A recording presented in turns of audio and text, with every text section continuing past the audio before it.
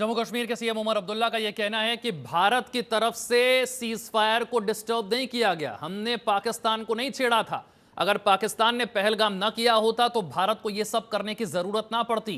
यह शुरुआत हमारी तरफ से नहीं हुई है, शुरुआत पाकिस्तान की तरफ से हुई है और इसलिए जवाब देना बहुत ज्यादा जरूरी था। कर्नल हिमांशी, उमर अब्दुल्ला का स्टेटमेंट काफी मायने रखता है क्योंकि हमने देखा है जम्मू कश्मीर के जो स्थानीय राजनीतिक दल हैं, खासतौर से उनका रवैया आतंकवाद को लेकर काफी ढुलमुल हुआ करता था। एक वक्त में आतंकियों को भटके हुए नौजवान बताने वाले ये दल थे, आज खुलकर भारत सरकार और भारत की सेना के साथ खड़े हैं, सपोर्ट कर रहे हैं। काफी कुछ बदला है जम्मू कश्मीर में।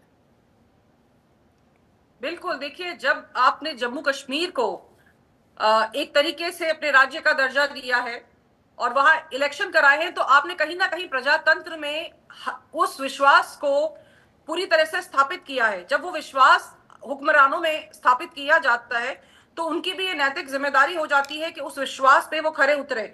और इस समय जो बयान जम्मू एंड कश्मीर के चीफ मिनिस्टर साहब की तरफ से आ रहा है, ये यही दर्शाता है कि वो इस मुश्किल देश के साथ हैं और भी नपे तुले शब्दों में जवाब दे रहे हैं। वो कहीं से भी जो सेना का या जो दिल्ली सभाएं हो रही हैं का समर्थन कर सहयोग कर रहे हैं, कुछ ऐसी बात नहीं कर रहे जिससे अस्थिरता आए। जम्मू और कश्मीर की इकोनॉमी से उस वहां के नागरिकों को कितना फायदा हो रहा था, और जब ये पहलगाम अटैक हुआ है तो ऑब्वियसली वहां की इकोनॉमी पे भी असर पड़ा है। वहां की जो नॉर्मल सिविलियन पब्लिक है, जो टूरिज्म के माध्यम से पैसा कमाती थी, उन पे फर्क पड़ा है। और इस समय की जो कार्रवाइयां चल रही हैं उसको देखते हुए ये जो उनका बयान है बहुत स्वागत करने योग्य है कि यस, अब वो ढुलमुल नहीं है, अब वो बहुत कड़े शब्दों में ये बता रहे हैं कि हम देश के साथ खड़े हैं, हम आतंकवादियों के खिलाफ खड़े हैं, हम सशस्त्र सेनाओं के साथ खड़े हैं। एक और मैसेज, तो it is a welcome colonel Himanshi, welcome message. Colonel Himanshi, एक और बड़ा इंपॉर्टेंट मैसेज यहां से गया। एक तो हमने बात करी महिला ऑफिसर्स की जिन्हें आगे किया गया, एक और इसमें मैसेजिंग थी। एक थी कर्नल सोफिया कुरैशी और एक थी व्योमिका जी। हिंदू और मुसलमान, ये कोशिश किसने की? पाकिस्तान ने की। क्या कोशिश की? नाम पूछकर, धर्म पूछकर मारेंगे कि भारत में हिंदुओं और मुसलमानों के बीच में टेंशन आ जाए, ये जो एकता है इसे डिस्टर्ब कर देंगे। इसका जवाब भी भारत ने दे दिया। 2 महिला ऑफिसर्स आई, एक हिंदू आई, एक मुसलमान आई। भारत ने बता दिया भारत एक है। ये धर्म में, नामों में बांटने की कोशिश जो पाकिस्तान कर रहा है, सोच रहा है कि हिंदुओं को नाम पूछकर मारेंगे तो भारत में टेंशन हो जाएगी, भारत में सांप्रदायिक माहौल खराब हो जाएगा, कोई कॉन्फ्लिक्ट, ऐसा कुछ नहीं वाला। ये भारत मैसेजिंग ये भी है कर्नल सोफिया कुरैशी और व्योमिका के जरिए। मैं खुद 23 साल रही हूं और मुझे तरह का ही होता है। और प्रधानमंत्री आवास पर सीसीएस की बैठक भी शुरू हो गई। इस ब्रीफिंग के बाद रक्षा मंत्री राजनाथ सिंह प्रधानमंत्री आवास पर अब मौजूद हैं। कैबिनेट कमेटी और सिक्योरिटी की तीसरी बार सीसीएस की यह बैठक हुई। हमने देखा पहलगाम के अगले दिन सीसीएस, एक हफ्ते के अंदर फिर से सीसीएस बैठक हुई और अब यह तीसरी सीसीएस बैठक भारत ने अपना जब काम पूरा कर दिया इसके बाद हो रही है। आज की जो ये कैबिनेट कमेटी ऑन सिक्योरिटी की बैठक है, इसमें क्या डिस्कस होगा? रक्षा मंत्री पहुंच चुके हैं प्रधानमंत्री आवास पर। देखिए, जब भी इस तरह का ऑपरेशन होता है तो उसकी समीक्षा करना बहुत जरूरी होता है कि क्या हमारा लक्ष्य था, किस तरीके से उसको अंजाम दिया गया, और उसकी समीक्षा के बाद नहीं है वो बहुत जरूरी होती है। अब भाई हो गई तो जो राजनीतिक दल हैं उनका फर्ज बनता है कि वो ऑपोजिशन को और देश की जनता को इसके बारे में पूरे विस्तार से बताएं। अब ये जो सीसीएस की मीटिंग है उसमें इसी तरह की कार्रवाई होगी, फिर आगे किस तरीके से हम कदम लेंगे वो भी डिस्कशन किया जाएगा, क्योंकि हर समीक्षा हर ऑपरेशन के बाद में की जाती है। ये नॉर्मल प्रोटोकॉल है, प्रोटोकॉल है। लेकिन एक और खास बात आपने कर्नल हिमांशी देखी होगी, आपका इतना लंबा चौड़ा अनुभव है, कभी आपने देखा हो सेना अपने साथ सबूत लेकर आई हो, वीडियोस लेकर कि बिफोर और आफ्टर साहब ये था और ये जब अटैक हमने कर दिया ध्वस्त हो गया, आज की स्थिति ये है। इतने पक्के सबूत सेना लेकर आई है और ये इसकी वजह भी है, भारत में जो राजनीतिक माहौल है वो इस तरीके का है कि सरकार पर तो डाउट करते हैं, ये सेना पर भी डाउट करने लगते हैं। सेना से भी पूछने लगते हैं कि बताओ कहां की सर्जिकल स्ट्राइक, बताओ कहां की एयर स्ट्राइक। अब अपनी प्रेस कॉन्फ्रेंस में भी दिखा के साहब ये ठिकाना, यहां पर लॉन्च पैड हुए, बहावलपुर है, पीओजेके है, ये पाकिस्तान है, यहां बंग है, यहां मिसाइल, ये सारे वीडियोस भी सेना ही लेकर आ गई। देखिए, हिंदुस्तान में क्योंकि एक लोकतांत्रिक देश है, सेना अपनी तरफ से कोई भी इस तरह का बयानबाजी नहीं करती है, कोई भी इस तरीके के वीडियोस नहीं लेके पब्लिक प्लेस में आती है, क्योंकि ये नेशनल सिक्योरिटी का मैटर होता है। जो सेना करती है वो सिर्फ उन्हीं के आदेश पे करती है, जब उसको प्रधानमंत्री या फिर रक्षा मंत्री या मिनिस्ट्री ऑफ होम अफेयर की तरफ से इस तरह का निर्देश मिला हो। और इस समय ये इसलिए भी जरूरी था कि हम ये भी बताना चाहते हैं कि भले ही पाकिस्तान जाके दुनिया को कुछ भी बताए, लेकिन हमारे सबूत पुख्ता है कि हमने कहीं भी जो टारगेट किया है वो सिर्फ और सिर्फ आतंकी ठिकानों को किया है, ना कि मिलिट्री बेसिस को, ना हॉस्पिटल्स को, ना एजुकेशन इंस्टीट्यूट्स को। और सिविलियन कैजुअलिटीज हमने अपनी तरफ से मिनिमाइज करने की कोशिश की है। और इस तरह का सबूत जो सेना ने दिया है वो ऑब्वियसली रक्षा मंत्रालय के निर्देशों पे दिया गया होगा, ताकि अब कोई सवाल ही ना उठाए। अब सवाल उठने से पहले ही आपको जवाब मिल गया है, तो इससे ज्यादा और आप क्या चाहेंगे सेना से? 3 दशकों से टेरर इंफ्रास्ट्रक्चर का वहां पर निर्माण हो रहा था। यह बताया गया प्रेस कॉन्फ्रेंस में कि 3 दशकों से हो रहा था, जिन्हें हमने तबाह कर दिया। यानी कि एक बीमारी की जड़ पर जिसे अटैक करना कहते हैं कि साहब छोटी छोटी जगह नहीं, कुछ आतंकी मार दिए, एक आध ठिकाना ध्वस्त कर दिया, नहीं। इलाज इतना पक्का किया जाए कि एक लंबा समय लग जाए पाकिस्तान को फिर से उन आतंकियों को ट्रेनिंग देने में। अगर वो ये सोच रहा है, अगर वो ये हिमाकत करता भी है, एक लंबा वक्त लगेगा। इनमें से कई ऐसे सेंटर्स हैं जिनके ऊपर पाकिस्तान ने बहुत पैसा खर्च किया था, करोड़ों रुपया खर्च किया था इन आतंकियों के ट्रेनिंग सेंटर बनाने में। यहां पर ट्रेनिंग के लिए, फंडिंग के लिए, वेपन्स के लिए, स्ट्रैटेजी बनाने के लिए खूब पैसा खर्च हुआ पाकिस्तान का। 9 ट्रेनिंग सेंटर थे इस तरीके के 7 शहरों में। यानी कि यह कहना सही होगा कि अब बीमारी की जड़ पर आपने वार किया है। बिल्कुल, देखिए, जब आपके पैर में कांटा लगता है तो आप सुई से निकालते हैं, लेकिन जब आपको कैंसर होता है तो आप ऑपरेशन के लिए जाते हैं, आप कीमो कराते हैं। यही हिंदुस्तान ने इस आतंकवाद रूपी कैंसर के साथ किया है। पाकिस्तान की मोस्ट ऑफ द इकोनॉमी कि भाई हम टेररिस्ट से खुद त्रस्त है कह के दूसरों से वो लोन उठा रहे थे, जबकि पूरी दुनिया को पता था कि इनके ही आंगन में इस तरह के सपोलों को दूध पिलाया जा रहा है। ये जो पैसा उन्होंने अपनी आवाम के लिए खर्च करना चाहिए था, वो टेररिस्ट ग्रुप्स पे खर्च कर रहे थे। उनके आईएसआई के, उनके सेना के कितने क्लियर तौर पे इस तरह के संबंध उजागर होते हैं जहां वो मिले हुए हैं।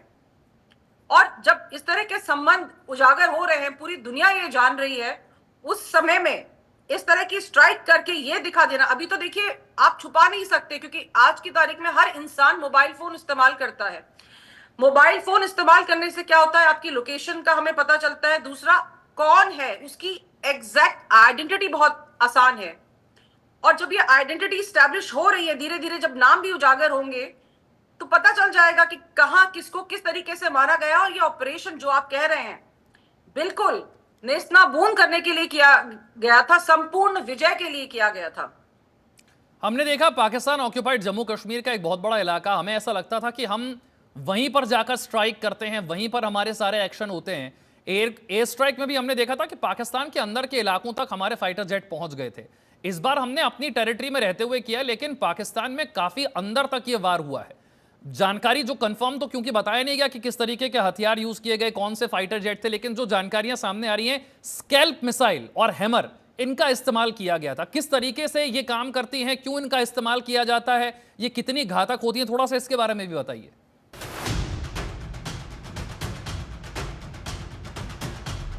मसूद अजहर का पूरा परिवार खत्म हो गया। सूत्रों के हवाले से यह बहुत बड़ी खबर मिल रही है। ऑपरेशन सिंदूर में मसूद अजहर का पूरा परिवार खत्म हो गया है।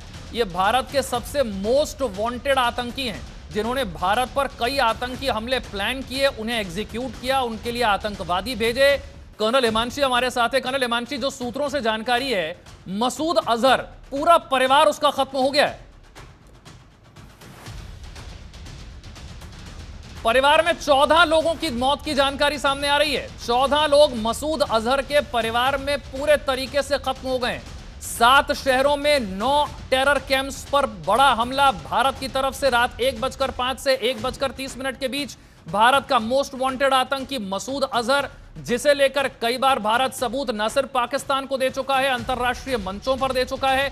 भारत में कई टेरर एक्टिविटीज के पीछे का मास्टरमाइंड मसूद अजहर, इसका पूरा का पूरा परिवार खत्म हो चुका है। 14 लोग इसके परिवार में, इसका भाई मारा जा चुका है, मसूद अजहर का पूरा परिवार खत्म हो चुका है। यानी कि वो काम जो अंतरराष्ट्रीय एजेंसियों का दबाव नहीं करवा पाई, पाकिस्तान को अलग थलग करना नहीं करवा पाया, वो अब भारत ने पूरा कर दिया है। मसूद अजहर का पूरा परिवार खत्म किया जा चुका है।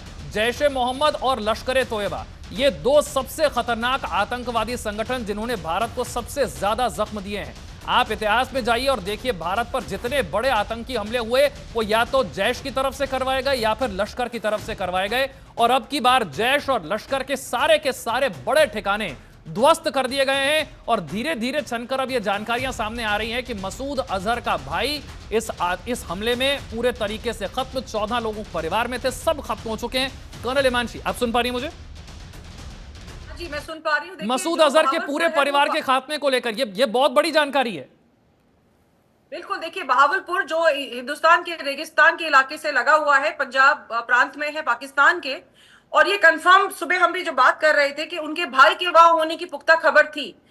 सन 1999 में जब ये हाईजैकिंग हुई थी, तब उसमें मसूद अजहर एक बहुत मेन कल्प्रिट था उसमें। IC-814। अब देखिए IC-814, अब आप देखिए कि ये सिर्फ पहलगाम का बदला नहीं है। आपकी सशस्त्र सेनाओं ने पिछले कितने साल, आपके 30 साल का हिसाब किताब बराबर किया है।